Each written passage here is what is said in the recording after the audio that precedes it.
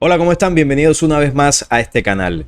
Con todo el impacto mediático que está generando la película de Oppenheimer, vamos a tocar una temática que está relacionada obviamente con todo esto, con el armamento nuclear y unas reflexiones muy interesantes sobre ciertos aspectos que obviamente no se dicen en la película, no se dicen en medios oficiales, sobre el origen de este armamento que es muy destructivo. Ya se sufrió desde la Segunda Guerra Mundial con Hiroshima y Nagasaki los efectos devastadores que tiene este tipo de armamentos. Y lo peor de todo es que a la actualidad las grandes potencias están con una cantidad de armamento termonuclear que podría poner en riesgo la vida de este planeta. Vamos a hablar un poco del señor Oppenheimer y su relación con el destructor de mundos, el famoso Shiva de la mitología hindú. Cuando Robert Oppenheimer presenciaba la primera detonación de un arma nuclear, el día 16 de julio de 1945, una ancestral escritura hindú pasó por su mente. Me he convertido en la muerte, el destructor de mundos. Se trata de la línea más conocida del Bhagavad Gita, pero también es la más incomprendida. Su significado es más complejo de lo que muchos creen. Oppenheimer murió con 62 años en Princeton, Nueva Jersey, el 18 de febrero de 1967, como jefe durante la guerra del laboratorio de los Álamos, el lugar del nacimiento del proyecto Manhattan. Se le considera con razón el padre de la bomba atómica. Oppenheimer recordó más tarde: sabíamos que el mundo no sería el mismo. Algunas personas se rieron, algunas lloraron, la mayoría guardó silencio. Oppenheimer, al observar la bola de fuego de la prueba nuclear Trinity, miró hacia el hinduismo. Si bien nunca se convirtió al hindú en el sentido devocional, Oppenheimer encontró en él una filosofía útil para estructurar su vida. El interés de Oppenheimer en el hinduismo era más que una cita, era una forma de dar sentido a sus acciones. El Bhagavad Gita es un texto sagrado hinduista de 700 versos escrito en sánscrito, que se centra en un diálogo entre un gran príncipe guerrero llamado Arjuna y su auriga, el señor Krishna, una encarnación de Vishnu, al enfrentarse a un ejército contrario que contiene a sus amigos y parientes. Arjuna está desgarrado, pero Krishna le enseña acerca de una filosofía superior que le permitirá llevar a cabo sus deberes como guerrero. Independientemente de sus preocupaciones personales, esto se conoce como el Dharma o deber sagrado. Es una de las 4 lecciones clave del Bhagavad Gita: deseo o lujuria, poder, el deseo de rectitud o Dharma, y el estado final de liberación total o moksha. Buscando un consejo, Arjuna le pide a Krishna que le revele su forma universal.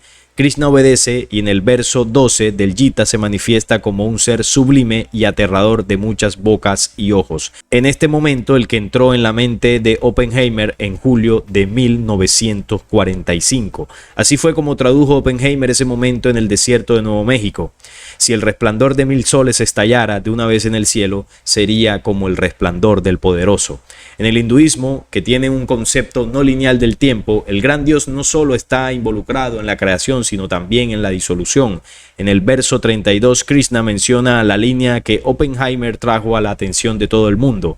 La cita: me he convertido en la muerte, el destructor de mundos.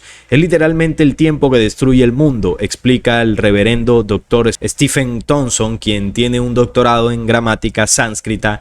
Explica Thompson y agrega que el maestro de sánscrito de Oppenheimer eligió traducir tiempo que destruye el mundo como muerte, una interpretación común. Su significado es simple: independientemente de lo que haga Arjuna, todo está en manos de lo divino.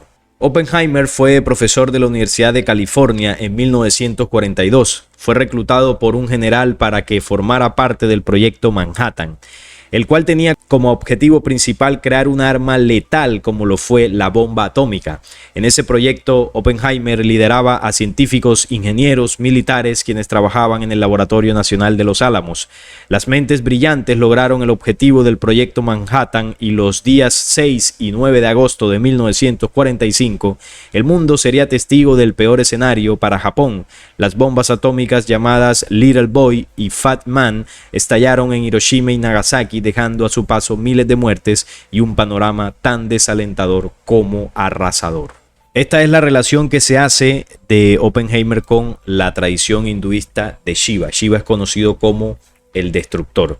Recordemos que en torno a la historia del inicio, ¿no?, y de la creación del armamento nuclear, hay muchos datos y detalles que, por ejemplo, los muestra la película.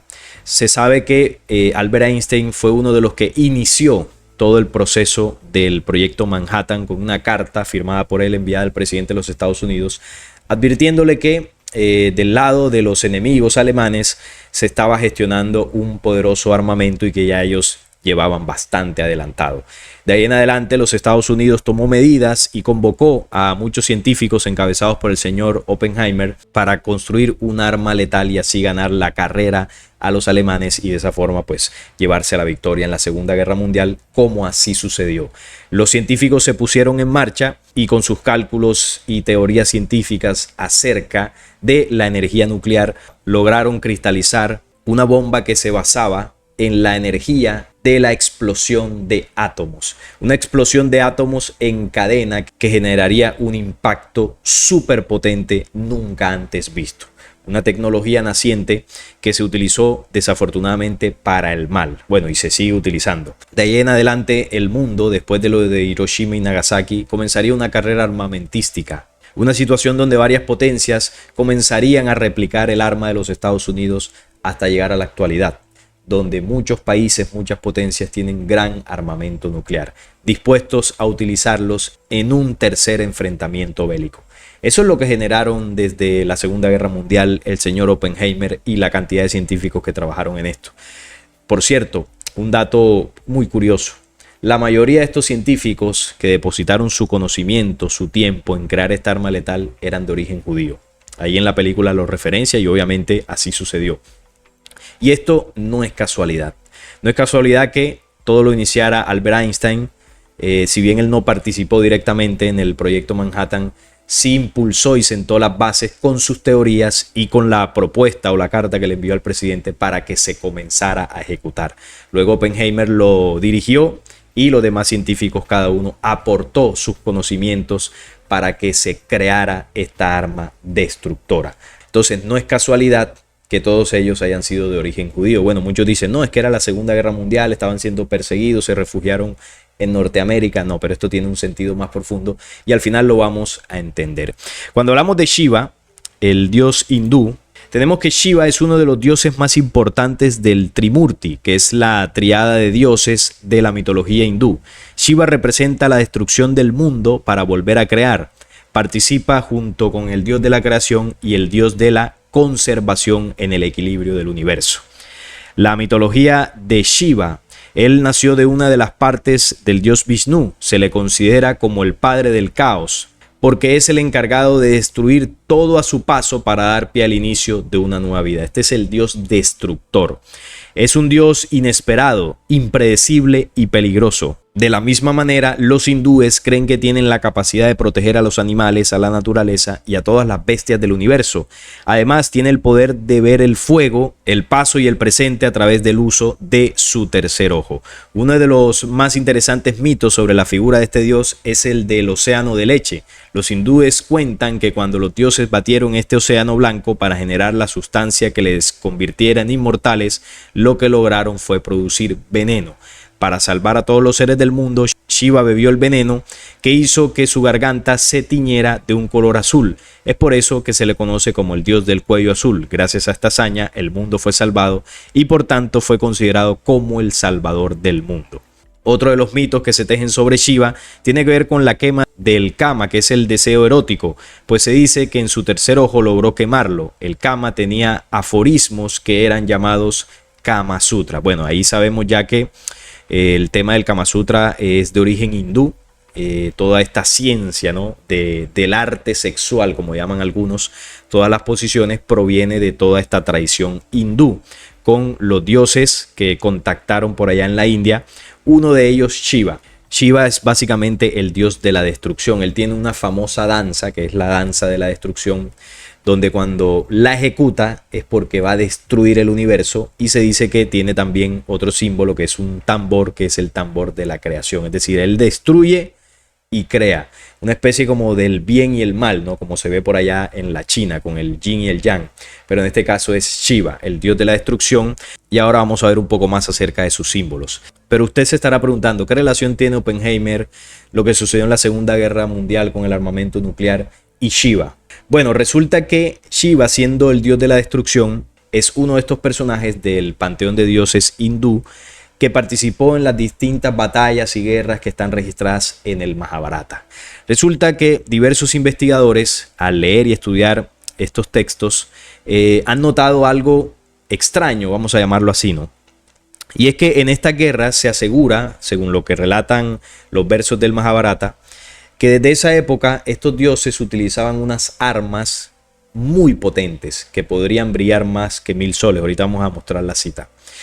Y esto lo que ha llevado a pensar a muchos es que en estas batallas lo más probable es que estos dioses hayan utilizado armamento nuclear. Es decir, los dioses de la India tenían un armamento, tenían unas armas que eran muy destructivas. Entonces, la descripción que se hace de estas armas, cuando se compara con las armas nucleares actuales, es muy parecida a los efectos que causa. Entonces, esto nos lleva a pensar que el armamento nuclear no es una tecnología nueva. Es una tecnología que ya se utilizó por los dioses en el pasado y que las bases de esos armamentos se trajeron al presente para construir las bombas actuales. De ahí es donde está la relación entre Oppenheimer, la bomba nuclear y la mitología hindú con Shiva. Por eso no es casualidad que él, en sus estudios de sánscrito, él hubiese leído y estudiado la mitología hindú y también hubiese estudiado a Shiva. Por eso menciona la frase, es que no es casualidad. Cuando él menciona la frase, porque esto es real, ¿no? Él en entrevistas lo menciona y él aprendió mucho y se nutrió mucho de ese conocimiento de la India, sobre todo de Shiva. Entonces esto también nos da a entender que él sabía de la relación de este armamento basado en la energía nuclear con lo que hacían los dioses de la India en el pasado.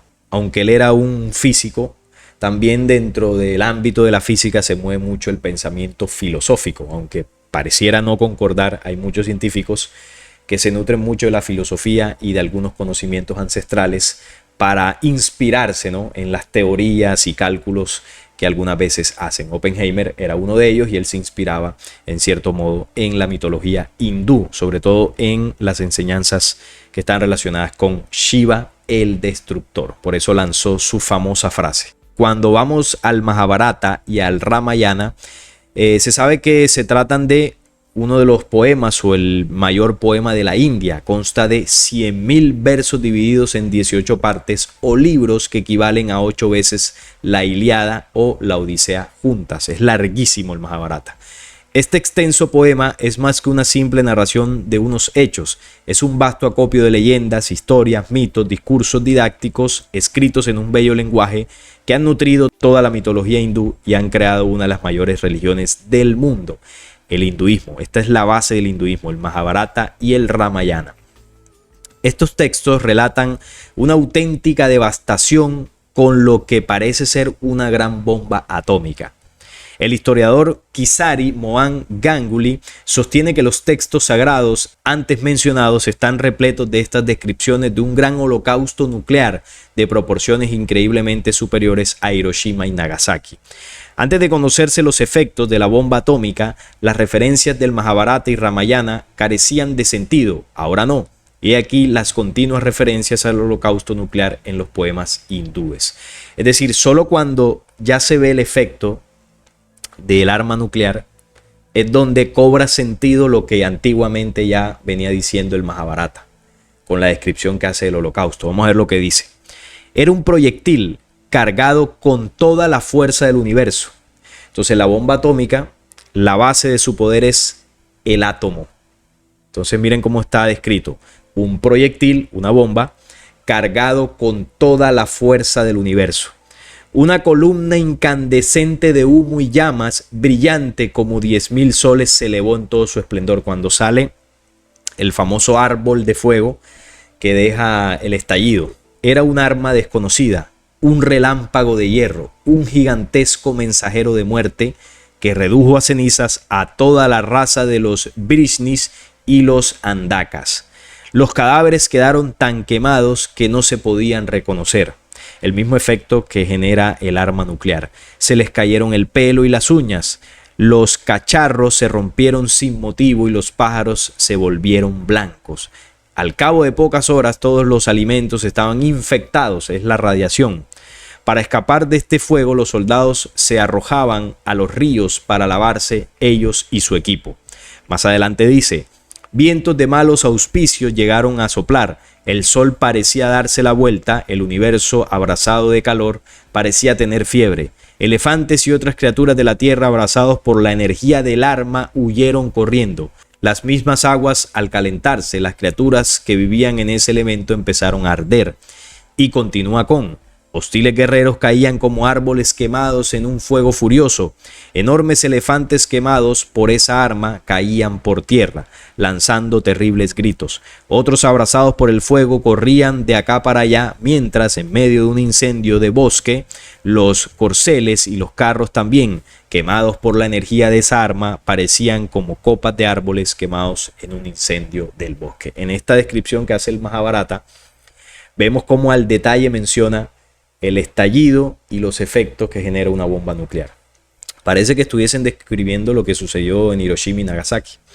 Entonces, esto da a entender que en la mitología hindú, el arma potente que utilizaron los dioses fue armamento nuclear. Esto está clarito, esto no da lugar a muchas interpretaciones. Usted compara esta descripción con lo que sucede cuando estalla y los efectos después de esa explosión nuclear, es tal cual. No es una tecnología nueva. Se trajo un conocimiento ancestral traído por los falsos dioses del pasado y se mezcló con la tecnología humana para replicar ese armamento de los dioses. Y eso fue lo que sucedió en la Segunda Guerra Mundial con el señor Oppenheimer. Por eso la relación entre Oppenheimer y el hinduismo. No es casualidad. Todo está entrelazado. Hay otras muchas referencias en el Ramayana, también muy similares a las que acabamos de exponer. Está muy claro que estos poemas saludan un gran holocausto que acabó con miles de vidas. Esa es la bomba nuclear ancestral.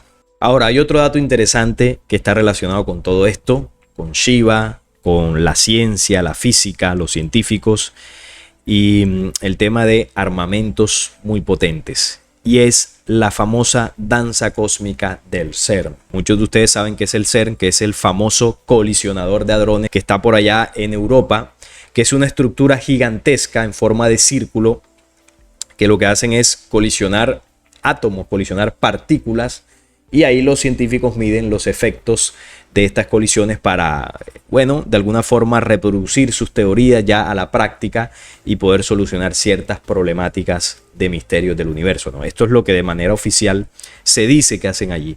Resulta que hace algunos años, por parte del gobierno hindú, se envió al CERN una estatua de Shiva. Y uno dice, ¿qué relación tiene Shiva con el CERN? Ya vimos la relación que tiene Shiva en toda esta historia con el tema del armamento nuclear desde la Segunda Guerra Mundial y la ciencia. Porque uno se pregunta, bueno, ¿y la ciencia qué relación podría tener con las religiones? Sobre todo las religiones hinduistas. ¿Por qué se les relaciona? Bueno, ya lo vimos en el tema de Oppenheimer, pero aquí también tiene un sentido. Porque aunque parecerían ideologías o corrientes totalmente opuestas, sí que se relacionan.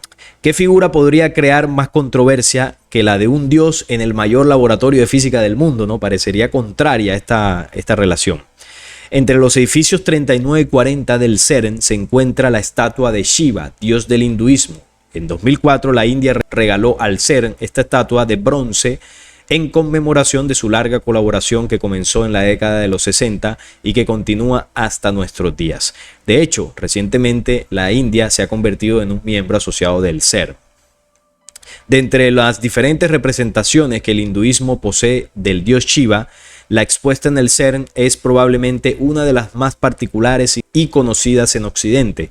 En esta estatua se representa la creación del universo al principio de cada ciclo cósmico, representado a su vez por la danza cósmica del Shiva. Recordemos que una de las cosas que el CERN ha intentado hacer es replicar el Big Bang, ¿no? La famosa teoría científica que dice que ese fue el origen del todo. Y Shiva representa en toda esta mitología el creador o el principio del universo en cada ciclo. Es decir, es como una alegoría a lo que se hace en el CERN, que se busca replicar la creación o el origen del universo. O sea que ahí estaría una relación. Esta representación llamada Nataraja, el rey de la danza, tiene 4 brazos. En la mano superior derecha sostiene un tambor. Este tambor es el responsable de hacer sonar las notas que dan lugar a la creación. En la mano superior izquierda encontramos una lengua de fuego, el Agni, como recuerdo de que el universo actual, pasados miles de millones de años, acabará destruyéndose. Creación contra destrucción es lo que representa la estatua. La mano izquierda anterior se encuentra en la posición Gajahasta, que significa tronco de elefante. La mano derecha anterior se sostiene en el gesto Abhaya Mudra, que literalmente significa no te asustes. La danza se realiza con los pies posados sobre la forma postrada del Apashma Rapurusa, símbolo de la ignorancia humana, rodeada por una aureola de fuego, el Pravamandala, que representa el sol y las estrellas. En la placa grabada al pie de la estatua se puede leer: omnipresente, creador de todas las virtudes, creador de este universo cósmico, rey de los danzantes, que danza el Amanda Tandava al amanecer, te saludo. Este es el verso 55 del Sivanandalahari de Sari Adi Sankara. Los ciclos del hinduismo van desde el día y la noche hasta el día de Brahma, que dura unos 8.6 millones de años. Un ciclo en el universo hindú dura un siglo de Brahma.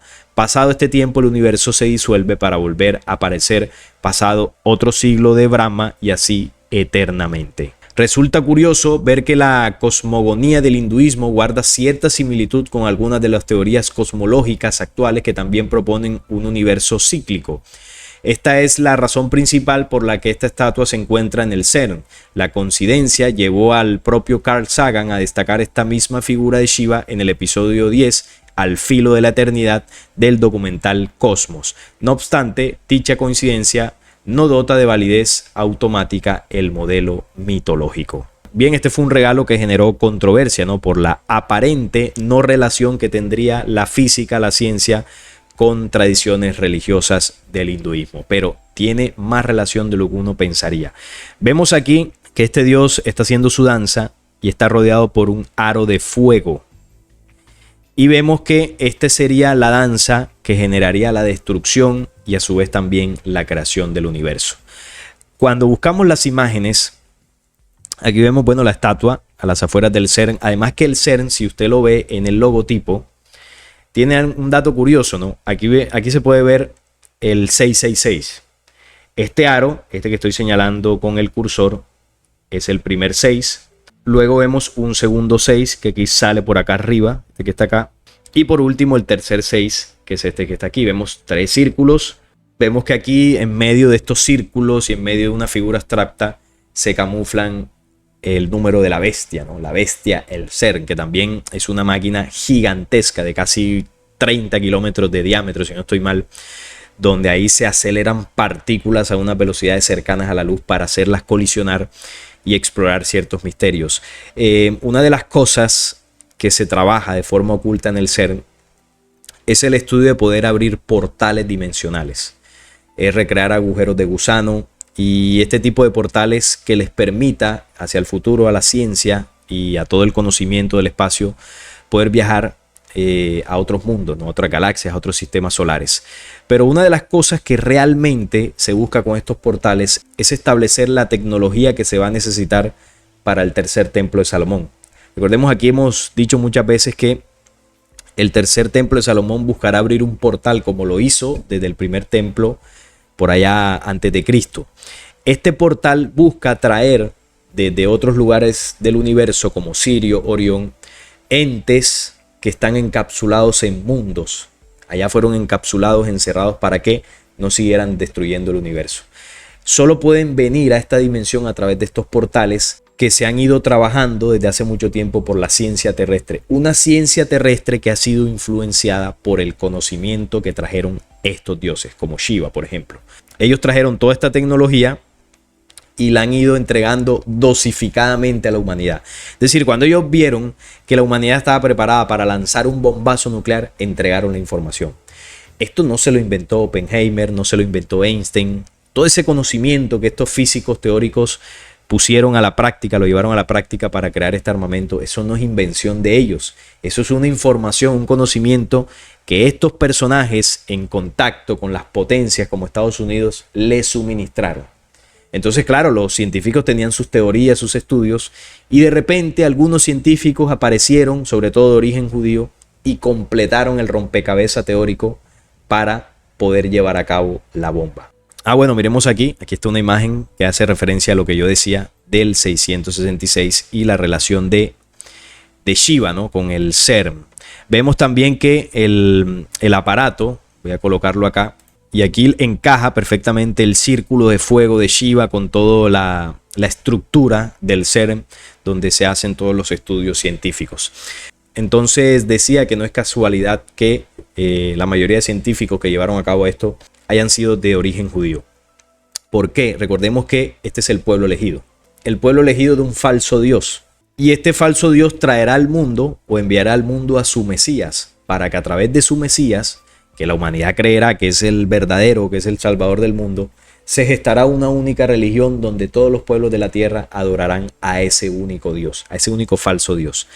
Entonces, a través de este pueblo elegido, estos entes extraterrenos han suministrado distintos conocimientos a la humanidad. Por eso no es casualidad que este pueblo elegido haya estado en todos los puestos de poder, en las presidencias de las potencias, han estado en las grandes familias de control global, han encabezado las grandes teorías científicas, han encabezado las grandes economías, las grandes industrias y supranacionales del mundo. Tienen el control absoluto de todo. Las grandes teorías como la evolución de Darwin, también de origen judío. Las grandes teorías como las de Einstein, también de origen judío. Esto no es casualidad. Ellos han permeado la civilización humana en todos los campos, y en cada campo donde se han infiltrado han depositado su semilla de destrucción. Todo ese conocimiento que a través de la cábala ellos canalizan y que sus dioses o su Dios les provee para que ellos con ese conocimiento infecten el mundo. Y así lo hicieron. El señor Oppenheimer, también con este origen, lideró el proyecto Manhattan, trajo a la dimensión humana un conocimiento que era de los dioses del pasado y que utilizaron para destruir el mundo antiguo. Ellos trajeron esto al presente para elaborar un armamento que se utilizó allá en Japón, ya vimos los efectos, pero cuyo objetivo es utilizarlo de manera definitiva en el tercer enfrentamiento bélico. Y con esto arrasarán gran parte de la humanidad, no en su totalidad, porque a ellos les interesa gestar su nuevo orden mundial y poder controlar la población que quede de esta destrucción. Pero ya su plan viene trazado desde la Segunda Guerra Mundial. Realmente el armamento nuclear, el objetivo no era utilizarlo en su totalidad en esa época, sino más bien preparar al mundo para que esté lo suficientemente armado para que al fin del tiempo puedan utilizar esas armas, que las que hay ahora son muchísimo más potentes que las que se utilizaron en esa época. O sea, imagínense lo peligroso que eso sería en esta época. Y esa es la relación que tiene el armamento científico, el armamento nuclear, las teorías más profundas de la física que intentan explicar el origen del universo y todos esos misterios, con el legado ancestral de los falsos dioses que visitaron el pasado. Dioses extraterrenos que trajeron alta tecnología. Una alta tecnología que ellos en esa época utilizaban para controlar. Luego fueron mermados y obligados a esconderse bajo tierra. Y en ese momento comenzaron, a través de pueblos elegidos que estaban sobre la superficie y que son parecidos a los seres humanos, comenzaron a suministrar tecnología y conocimientos que poco a poco fue invadiendo el mundo. Unos conocimientos que por supuesto han ido en detrimento total y absoluto de la vida humana. Y hoy en día estamos en un mundo armado hasta los dientes con bombas nucleares, listas para utilizarlas cuando llegue el momento. Esta es la relación y estos son los datos que no se dicen en las películas y en los medios oficiales acerca de todo lo que sucedió con el proyecto Manhattan y con lo que se está haciendo ahora en el CERN. Así que ellos siguen trabajando en proyectos. Hay unos proyectos conocidos que usted puede ir hasta allá y allá le explican todo lo que se está haciendo en el CERN, pero hay unos proyectos ocultos y eso solo lo manejan los que están al frente de las élites. Así que no creamos que porque algo proviene de una fuente científica es 100% positivo, porque si bien la ciencia ha ayudado mucho, también ya vemos las consecuencias negativas que ha generado. No es nada más por el día de hoy, estaré leyendo sus opiniones en los comentarios acerca de este interesante tema. Si este video les gustó, les agradecería su like, la suscripción a este canal y compartirlo para que llegue a muchas más personas. Nos vemos en un próximo video.